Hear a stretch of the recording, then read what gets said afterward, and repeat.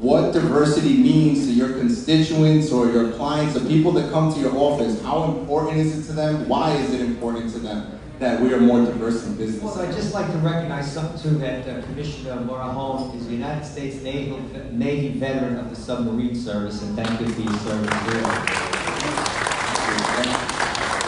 I was fortunate. I think it starts when you're raised and how you grow up. My mom and dad were very open.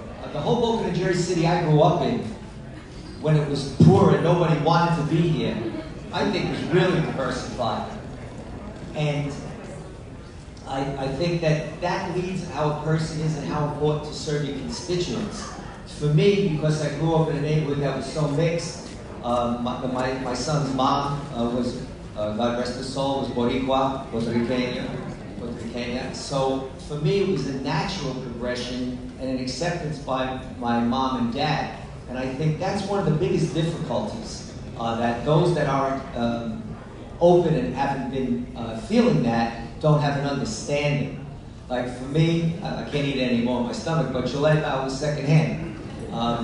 Whether it be the food or whether it be, I think that when people come to you, as our moderator has said, for help, they want to feel comfortable that you understand what they're talking about. Not just the language, but the different things. In some cultures, like people say, oh, I remember we went, when I was the commander of the community policing unit, I never believed in reinventing the wheel. I was the liaison at NYPD for many years, and they had their different sides of the community, Chinese, Japanese. I had an older sergeant go, oh, it's all the same, Chinese and Japanese. I looked at him in horror, because he had no understanding that, no, it's not the same. Each nation has different cultures. So when people do come to you for help, they want to hope that you feel that simpatica, that understanding. What can we do? Que tu quieres? What do you need? And as government officials, we have to have that openness. Again, by going to St. Peter's, I learned about different religions. I represent a large segment of the Islamic population in Jersey City. For myself, I feel I have the best understanding of the Hispanic community, of all the communities, because of being around it so long. And when people come to you for help, they don't want to feel like they're uncomfortable. They want to be able to open up. And we, as government leaders here, have to make sure that we show them that we do care, not because they're not of the same way. And I think what Julio said, or the previous speaker's wife, very important. Not only diversity, but inclusion of everyone. We don't want anyone to feel left out. To me, I don't let me say the word white. Well, Italians went through a lot. I think every ethnic group went through their different struggles. La Chuga. I always said to someone the other day, the largest lynching in the United States of one group at one time was in New Orleans of Italians. And people were like, really? So I mean, every group, we know what the African Americans suffered, different Hispanic groups. And I think that history needs to be explained so that people have more of an understanding and not a fear to approach an elected official. This fear of, oh, they're not going to help me because I'm nobody, or this buying of votes, or you can go to a minority community and buy votes, which is insulting.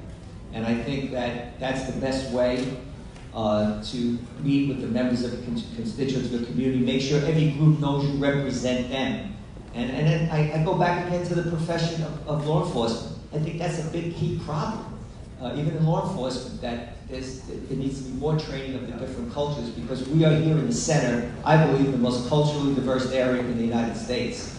And if I do step off in a while, please forgive me, we have a Freeholder meeting and a vote, but not yet. I'll try to keep it quick, Freeholder. Thank you very much, very well said. I just want to add some commentary to what Freeholder Romano was saying. We're talking about diversity and inclusion. We are in one of the most diverse states in the nation. The county of Hudson is the most diverse county in the state of New Jersey. So when we're talking about diversity, when you hear the panel members, you hear the prior panel members talk about diversity, what we're really talking about is minorities in general. That means minority, women, veteran, disabled veterans. If you put them all together, they're not really minority populations, but they're underrepresented. And that's what these private sector folks are trying to do. That's what your government officials are trying to do. Get those underrepresented populations in the system and give them some economic empowerment and uplifting. The next